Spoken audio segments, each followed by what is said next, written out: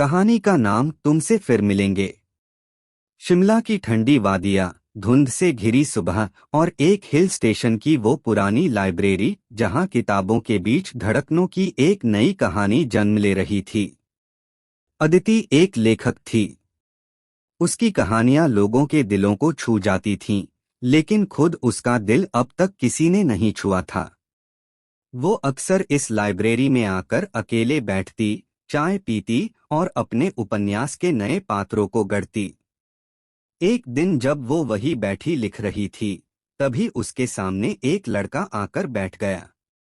लंबा कद, हल्की दाढ़ी, आंखों में एक रहस्य और मुस्कान जैसे पुराने जख्मों पर मरहम। उसने कहा, क्या मैं यहाँ बैठ सकता हूँ? अदिति ने मुस्कुराकर सिर हिलाया। नाम है आरव।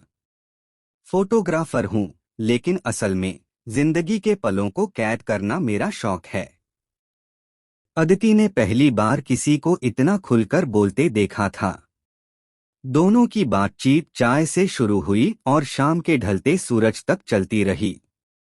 अगले कुछ हफ्तों में अदिति और आरव रोज मिलते। कभी जंगल की पगडंडियों पर, कभी बारिश में भीगती सड़कों पर, तो कभी लाइब्रेरी के कोने में बैठकर किताबों के पन्नों के बीच अपनी भावनाओं को समेटते। आरव जिंदगी को एक खुले कैनवास की तरह देखता था। उसका कैमरा उसका साथी था और अदिति उसकी नई प्रेरणा। अदिति ने खुद को पहली बार खुलते हुए महसूस किया। वो शब्द जो वो बस कहानियों में लिखती थी, अब किसी की आंखों में पढ़ पा रही थी।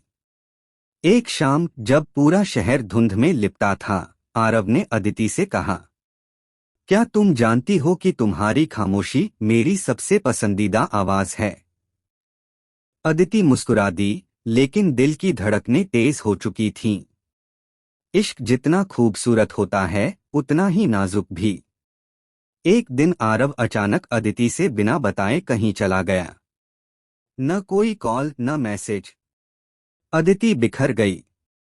वो समझ नहीं पाई कि वो जिसे अपनी जिंदगी कहने लगी थी, वो अचानक कहाँ चला गया।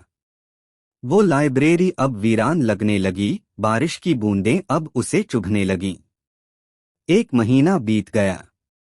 फिर एक दिन उसी लाइब्रेरी में उसे एक लिफाफा मिला, उसी कुर्सी पर जहां वो दोनों पहली बार मिले थे। लिफाफे में एक चिट्ठी और एक फोटो थी।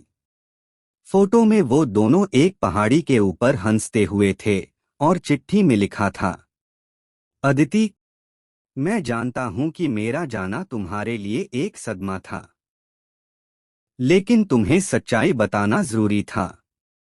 मैं एक लाइलाज बीमारी से जूझ रहा हूं। जब तुमसे मिला तब जिंदगी सिर्फ 6 महीने की थी, लेकिन तुम्हारे साथ बिताए हर दिन ने मुझे जिंदा कर दिया।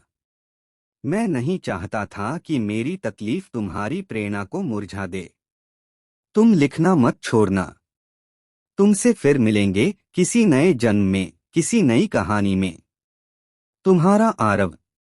अदिति की आंखों से आंसू बहने लगे, लेकिन चेहरे पर मुस्कान थी। उसे अब समझ आ गया था, सच्चा प्यार वही होता है जो जाने के बाद भी साथ रहता है।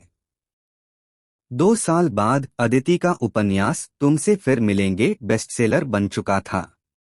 उसमें एक फोटोग्राफर की कहानी थी जो अपनी मौत से पहले एक लड़की को जीना सिखा जाता है।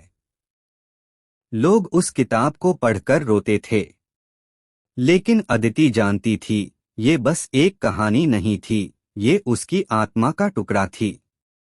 एक दिन एक फोटोग्राफी एग्जीबिशन में उसे एक लड़का दिखा, हूबहू आरव जैसा। वही आंखें, वही मुस्कान। वो भागकर उसके पास गई। लड़का चौंका, जी आप कौन? अदिति ने उसकी आंखों में देखा और हल्के से मुस्कराई। कुछ नहीं, शायद तुमसे फिर मिलना था।